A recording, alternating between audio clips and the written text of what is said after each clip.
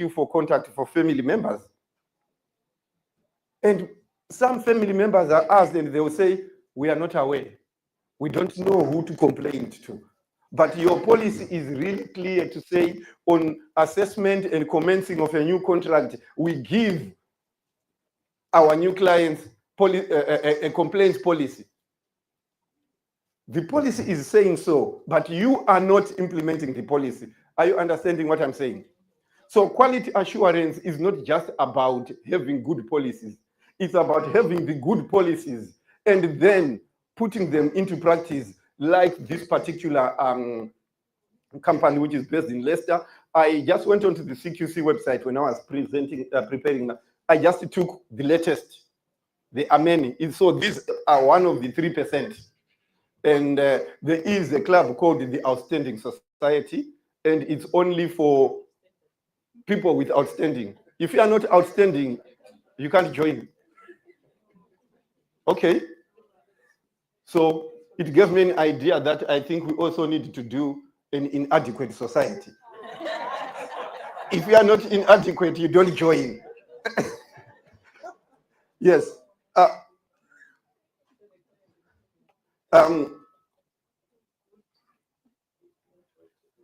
We have got also a very big difference between CQC and Ofsted.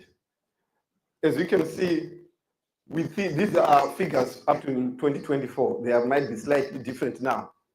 You can see in children and Ofsted regulated, outstanding is 11%, slightly higher than CQC. And you can see the ratings are a bit different as well. There is outstanding good, requires improvement to be good, and inadequate.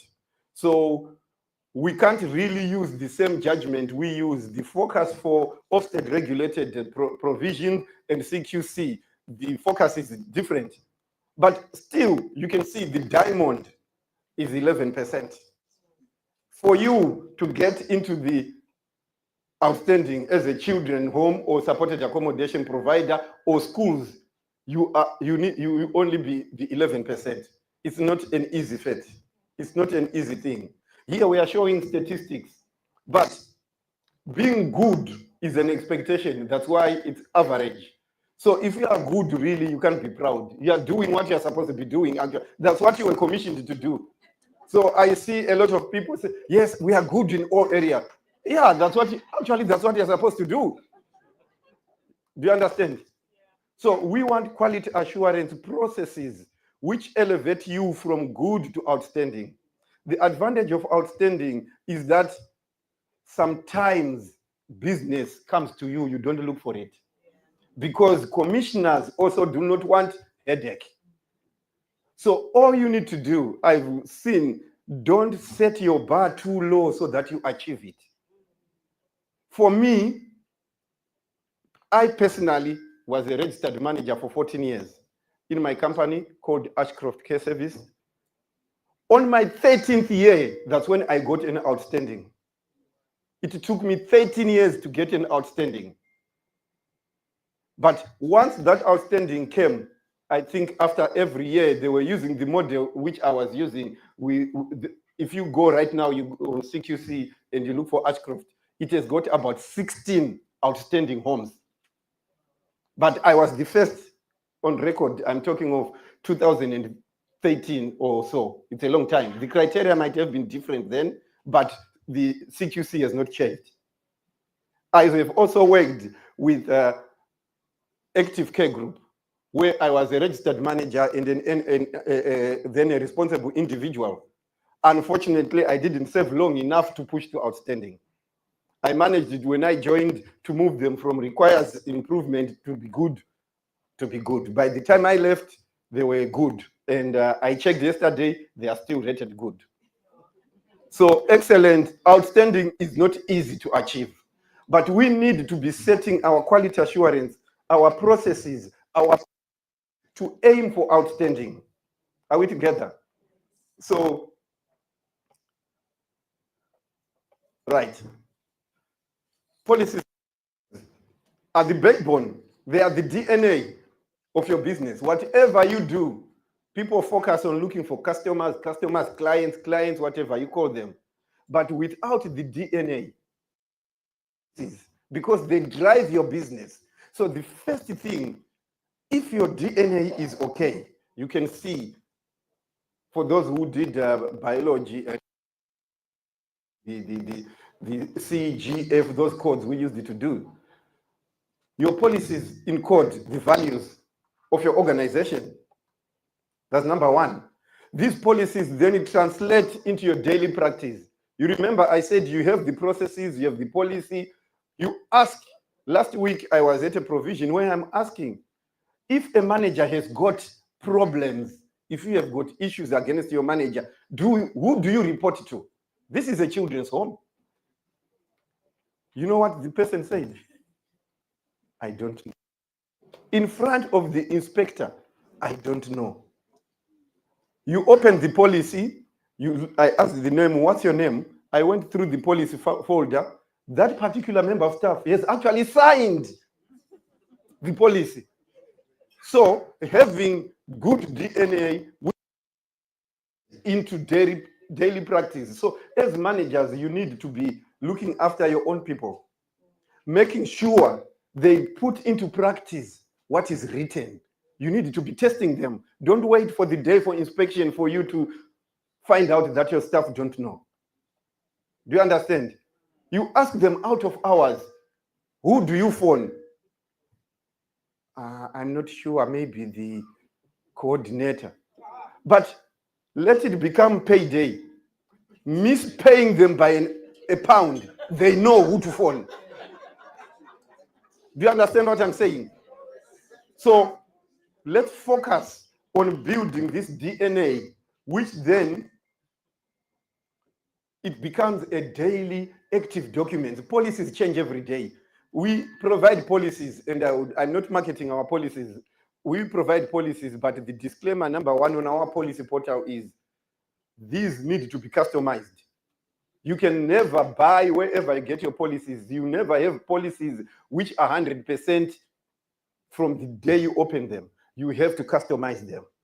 You have, so it is your health and safety representative changes, your team leaders changes, your safeguarding lead changes.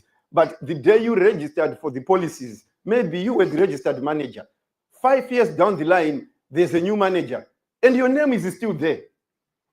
Do you understand? So it needs to be an activity of daily living. Your policies should now be providing an audit trail so that you are able to evidence. Okay, when CQC and Ofsted come, I don't know how many of you have been involved. There's no way they will come for an inspection and do not ask for these documents. Some of the documents are outdated. Some of the documents don't have even names. You would see they are just downloaded from the internet. And quickly, in the interest of time, I will just, instead of going point by point, policies need to be co-produced by your service users and families. You don't create these policies for your staff only. It's for everyone. There's need to see the voice of the people you work with, especially if you are working with Ofsted. Ofsted's focus is very different from CQC. They need to see that voice, and that voice just doesn't emanate or come only as part of the key worker sessions. It has to be talking throughout your policies. So what you need to do is, quality assurance is a process. It's not an event. Some companies, big as they are, they don't even have a quality assurance department. They have, but they don't know that they have. They have a quality, because quality starts from the day you recruit, the day you advertise. We have got people, policies, what do we call them? The sponsorship license is being revoked. Do you know why they are being revoked? Sponsorship duties, they are written clearly, but our people don't what? Don't read. The sponsorship duties says that you as level 1 sponsor, manager, you need to at least once every 10 days log into the portal to check the home office portal. But how many people do that? When home office comes, then the other thing comes again, which we want to remove here. Home office is targeting every organization. Unfortunately, most of those who are non-compliant are those businesses which are minority owned. They now use intelligence. The AI has come. They will then have this decision, and you end up saying we are being targeted as minority. Get targeted as a minority, and they come to you and find nothing. Do you understand? So let's not use the skin, the race color here to say Home Office is not targeting you. CQC is not targeting you. Local authorities are not targeting you. Put your policies, your procedure, your quality assurance processes in order. Are we together? Yes. We have got the 5 key questions. Because I'll be sharing this slide, I wouldn't go into details. All the details are here. Safe, effective, and I've given the examples of what an outstanding organization looks like when it is and well led. I will just look at when you go onto CQC website and Ofsted website, read the most underperforming category of any of the criteria. Leadership, well led. It is amazing how you all are leaders. You create the businesses, but you end up not even following the procedures which you have put in place. With CQC, when they come and there is no manager in place, automatically, no matter how outstanding you are inadequate in that category.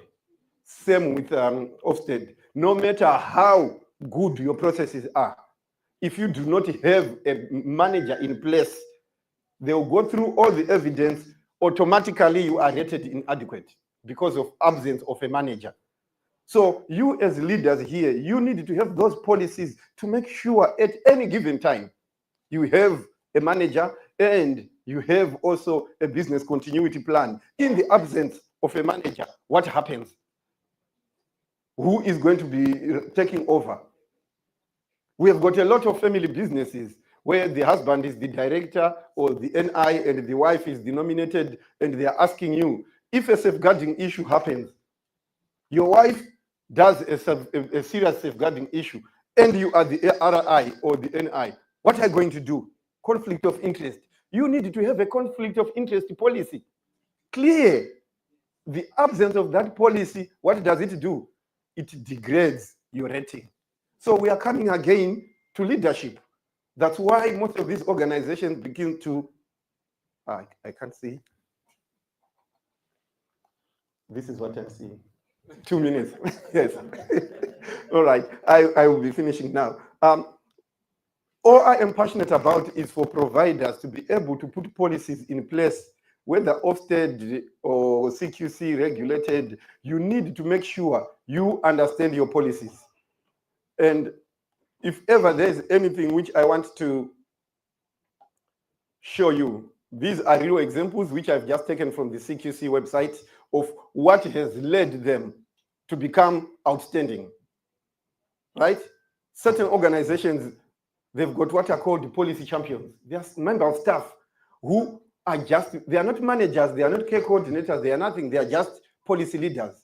That's something different. When someone comes, that policy leader is the one who is like championing the staff to keep up.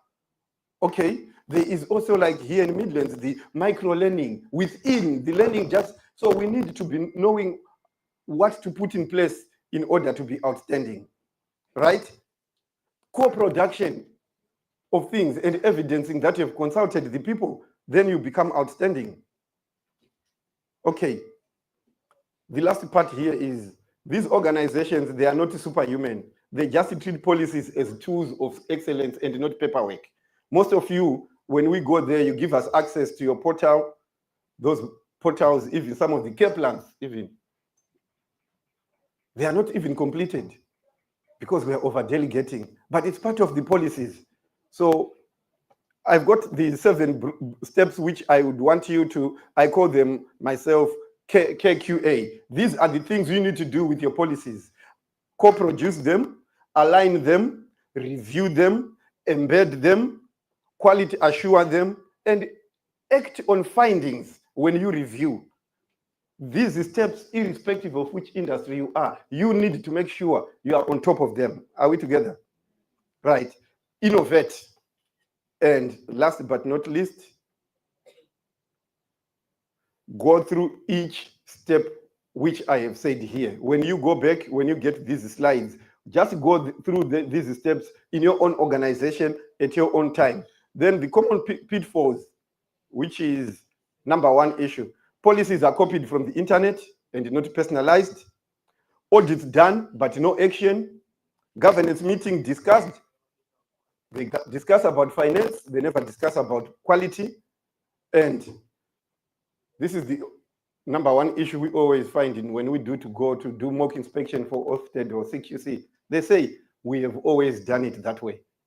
Change of culture, be open to new things, be open to new ideas. Come to these events, it opens your mind.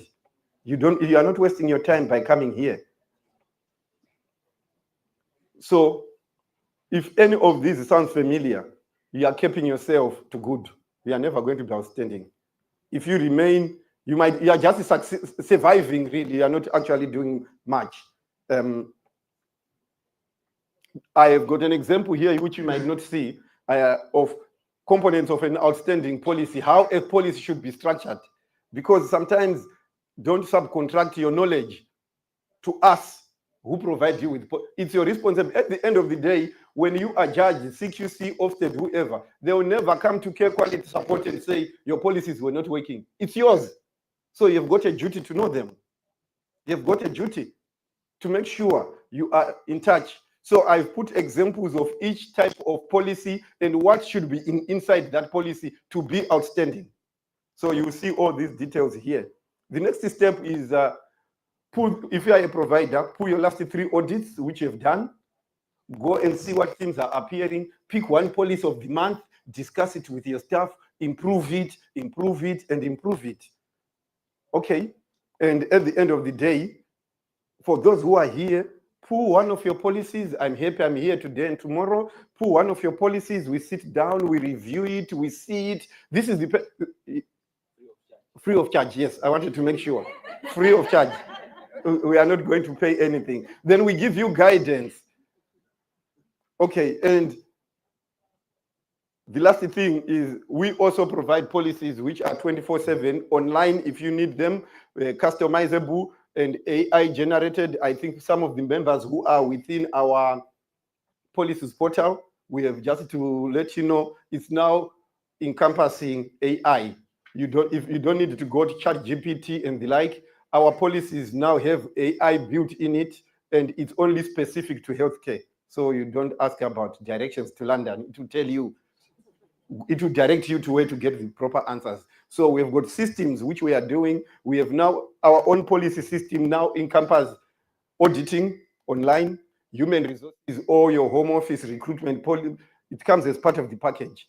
So sometimes we have seen that people have got too many. I was in a provider, they've got care planner, they've got round sys, they've got pass, about 6 systems, one organization, because they've gone to certain person, they were told it's good at rota, they put that one. This one is good at auditing, it's put that. This one is good. So we've got too many systems. When we then become outstanding, we will not be outstanding because we are unable to evidence it. So please, ladies and gentlemen, as I conclude, whatever systems you are going to be choosing, put quality assurance in your policy and understanding these policies. There is no need to have, I hear some people saying outstanding is not a choice. It is a choice. You choose to be outstanding or you choose to be average. Ladies and gentlemen, thank you very much. I hope we have encouraged someone. If you don't have a quality assurance department in your company, which is really dedicated, you need to create it. It's not a new post. The people are already doing quality assurance, but maybe you don't know it. Thank you.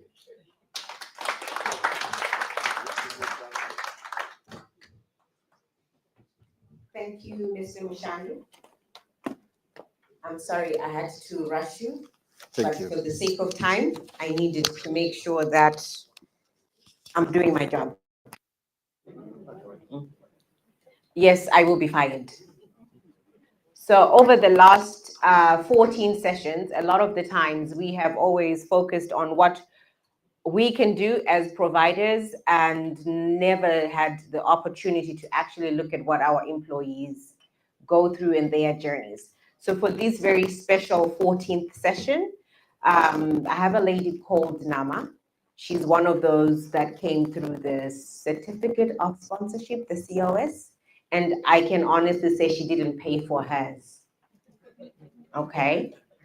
So I would like to invite her up here for her to tell you a bit about her journey, because I think sometimes we forget that as employers, we have all these things and all these boxes to tick.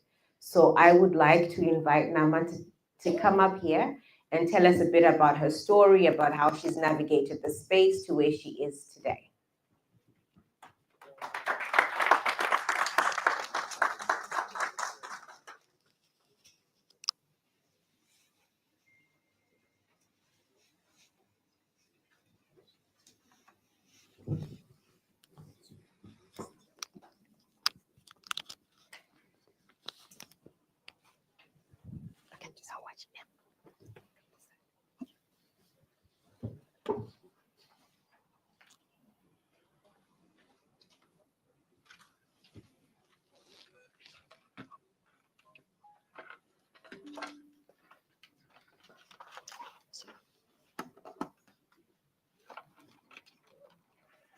Just gone. Yeah. My Lord Mayor, distinguished guests, ladies and gentlemen, thank you for having me. Mine is a short story of resilience, of hanging in there, and of pursuing excellence at every turn you get, at every time you're in a client's home, you're giving your best. So I came in the UK in July 2022. And the first thing that I did was to tell myself that I'm here and I have to be an expert in the delivery of care. And immediately I enrolled into the NVQ 7. The reason was not to seek promotion, but to make sure that when you appear in a client's house, you're the best that can be there. So I'm here to encourage providers that are here and fellow carers that when you appear, make sure you're giving the best of what you can offer. And also work within your strength. As a bit of background, I was a practicing lawyer back home. So I know most came from different backgrounds and they had to, I know some of it saw as a downgrade, or some are actually still embarrassed to be called carers. I can tell you that. But believe you me, you should never be embarrassed of offering care to people who need it most. And what I'll tell you is with your skill profile, I know some were accountants, some were your different professions that you held when you were back home, they have a room in the care industry. And I'll give you my story. Fast forward to today, I'm now a practicing solicitor in the UK because I stuck to it and I'm now giving back into the care industry. So I've combined what I have known and what I have learned, and I'm giving back to the care industry. So take whatever you've got, and employers, look around your employees, do diligent audits of the skills that you've got. You could be sitting on gold mines. Some people are good administrators, some people are good human resources executive. Take time, sit with them and find out how much they can improve your organization. Don't have this bureaucracy of saying, I'm the manager, I decide policy, I decide everything. So if you go back, go and audit your workforce. Audit it with open eyes, and you will flourish together. So now there is, and to show you how every skill can then work back into the care industry. I now received a sponsorship from the British Business Bank for a loan to actually create a bridge between the law and the care industry. So they actually believe that your skill and your experience in the law and in the health and social care can actually help the British people.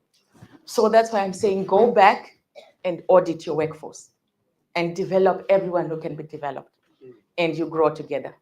Thank you.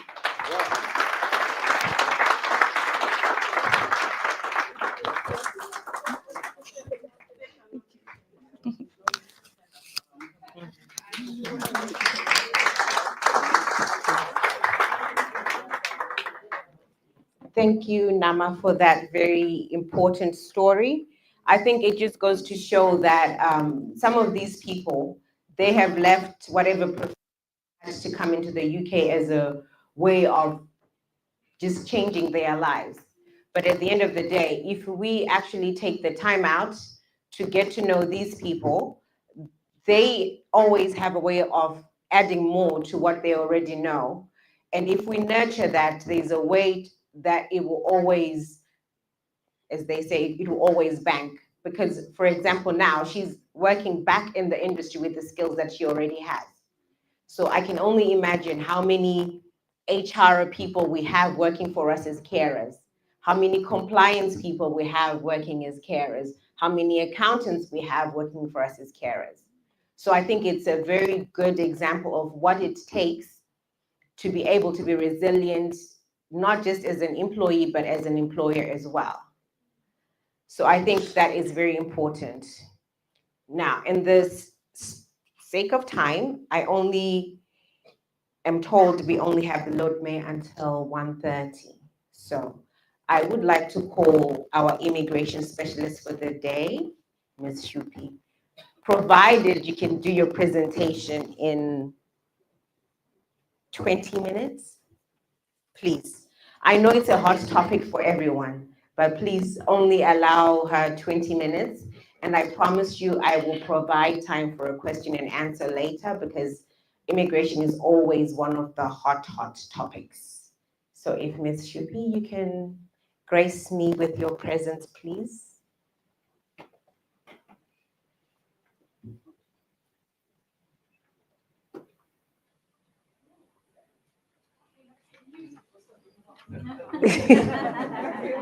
She wants some music, DJ.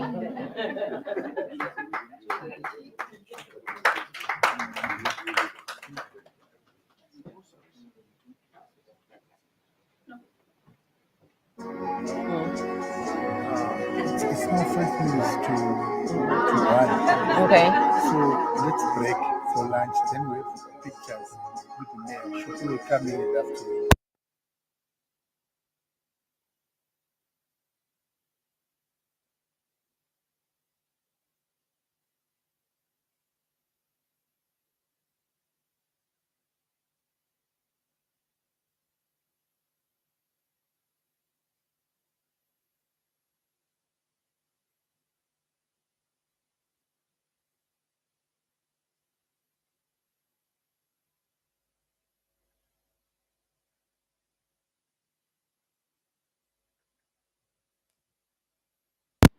To you and to her, because we are now thinking about lunch. And at the same time, we've got the Lord Mayor here with us. So if we can take this golden opportunity to have photos with the mayor, and then have a one-to-one talking to the mayor, and then we go for lunch. The lunch will be served in the restaurant on The ground floor, upper ground. on the ground floor, but I will have the ushers to give you directions. Then we have our lunch, and then we are all back here at 2:30 as we go.